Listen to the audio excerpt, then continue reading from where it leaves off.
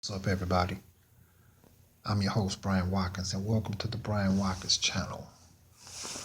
My subject today is about what I miss most about Ben Powers, who played Keith Anderson on the iconic TV show Good Times as Thelma's husband. The reason why I'm doing this is to also share with other fans who feel the same as I do.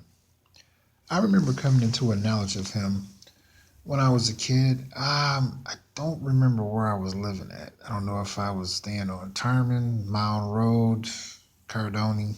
Kind of don't remember. Just remember seeing him because he ended up marrying Thelma, and I always had a crush on Thelma because Thelma was fine. Thelma's still fine now, right? Right.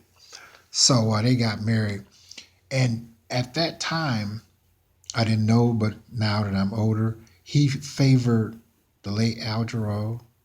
He favored the guy, Tommy Davidson, that played on Living Cover. He favored him a little bit.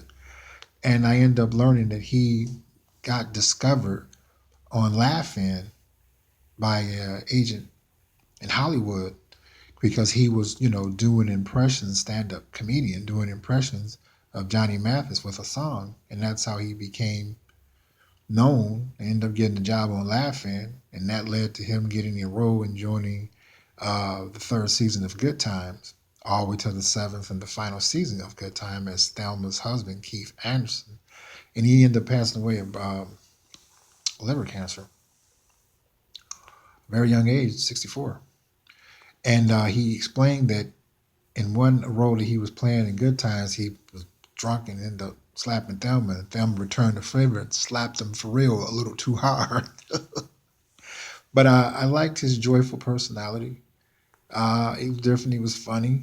You know what I mean? He blended right in. He wasn't awkward or anything. And I was like, wow, that had to be pretty pressuring to live under that type of pressure on an iconic sitcom and to just blend in. He wasn't awkward or nothing. Even when I saw him, I didn't look at him as an outsider at all. And that took a lot of confidence, a lot of teamwork, a lot of flexibility and versatility to come in and pull that off successfully. So much so I remember him. And I never looked at him as an outsider. Like, for instance, Three's Company. Who's come to your mind first? Me personally, John Ritter, Jack Tripper. Suzanne Summers, who I do like, she carried herself as though she was just as iconic, equivalently, and talented and starful as the late John Ritter, and that simply wasn't true. And by all means, I like Suzanne Summers. I'm impressed. She's a bona fide, successful, iconic businesswoman. But I'm saying at that time when it started out. So I'm saying that to say this. He pulled it off very well to this point. I'm talking about him now. And that's what I miss most about Ben Powers.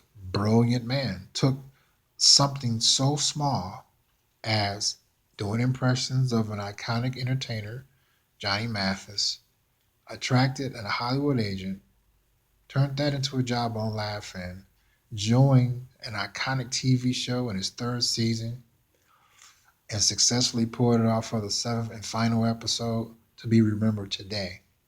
That is brilliant. That's what I miss about him. His unique ability to use his experience, his qualifications, and his credentials to leave a legacy. So that's what I miss about him. Ladies and gentlemen, if you like my channel, subscribe to it.